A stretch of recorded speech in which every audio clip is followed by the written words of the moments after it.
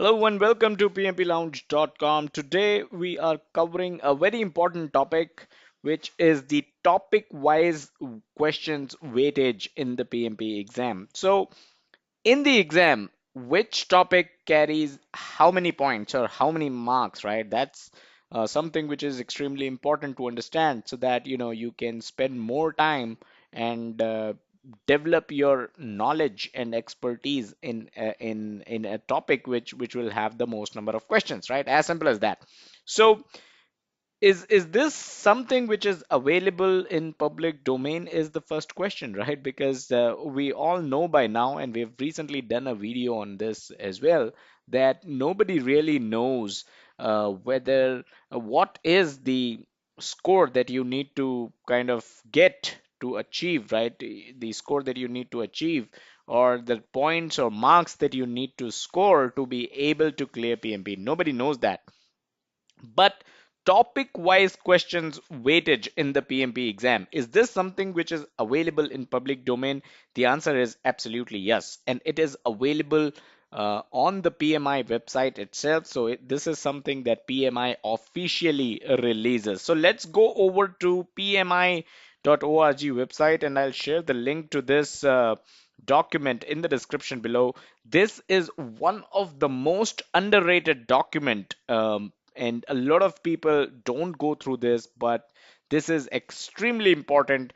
This is the exam content outline. So this is an official PMI document for PMP. This is the exam content outline. This was updated in 2015.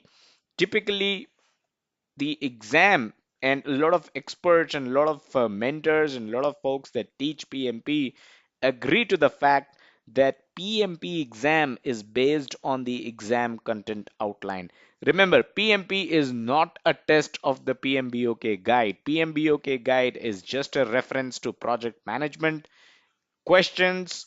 Whatever that you study in the PMBOK guide, there are high chances that you'll get questions from them, right, in the exam. But this is the exam content outline. This is the official document by PMI that talks about the PMP exam, right? So there are a lot of things. To be frank, if you ask me, everyone should go over this document at least twice to understand the PMP exam, the nature of the exam, and there is a role delineation study. And I'll definitely do a separate video on role delineation study because this is something which is extremely important from the purpose of examination. And this is the sentence I'd like to read here. A key component of this process is that organization wishing to offer valid and reliable professional credentialing examinations are directed to the RDS, or the role delineation study, as the basis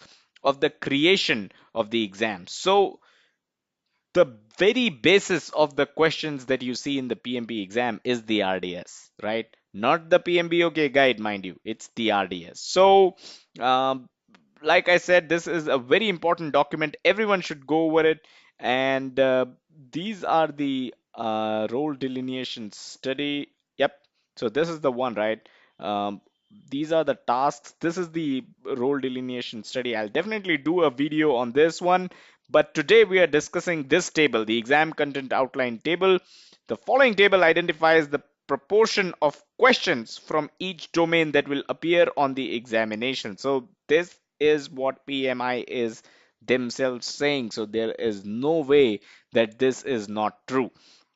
These percentages are used to determine the number of questions related to each domain and task that should appear on the multiple choice format examination. So there you have it. This is the description of the exam content outline given by PMI themselves.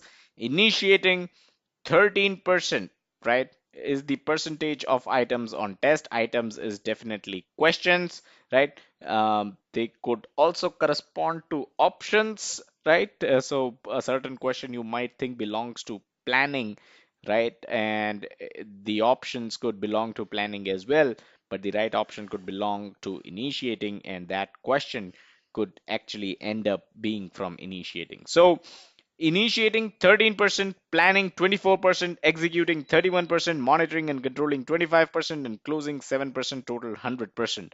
So there you have it. Executing is the topic that carries the most number of questions in the exam, followed by monitoring and controlling, and planning, which is just a 1 percentage point difference between planning and monitoring and controlling. So these are the three topics that you should be spending most of your time on. Of course, executing leads the pack with 31% questions that you are going to see in the PMP exam will belong to executing. So spend most of your time, I won't say most, but spend a lot of time on executing. But I won't be wrong if I say spend most of your time on these three topics, right? Planning, executing, monitoring, and controlling. So these are the topics that you should be spending most of your PMP study time on, because these are the topics that are going to carry most number of questions in the exam. And then initiating and then closing. Of course, you need to be sure you cannot leave initiating and closing, because like I mentioned in one of my previous videos, I'll definitely link to that in the description. I think it's about the basics that you should know about the PMP exam.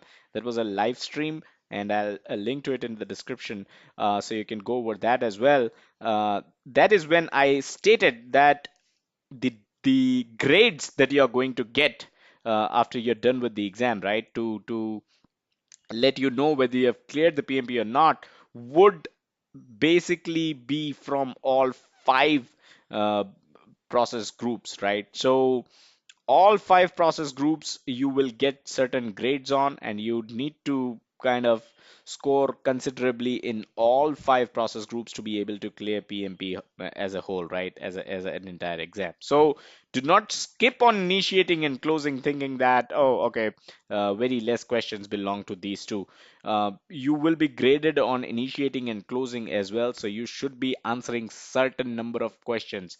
Nobody knows how many questions though, but you should be answering certain significant number of questions correctly from initiating as well as closing to be able to clear the PMP exam.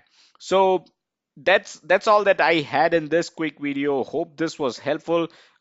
This is one of the questions that I received in an email, so I thought of creating a video and addressing this. So that is all that I had pretty much in this video. Subscribe to this YouTube channel if you haven't done so already, and check us out on our social media, facebook.com/pmplounge and twitter.com/pmplounge. And as always, do check out the website pmplounge.com, your number one free resource for PMP certification and project management industry information. Thank you.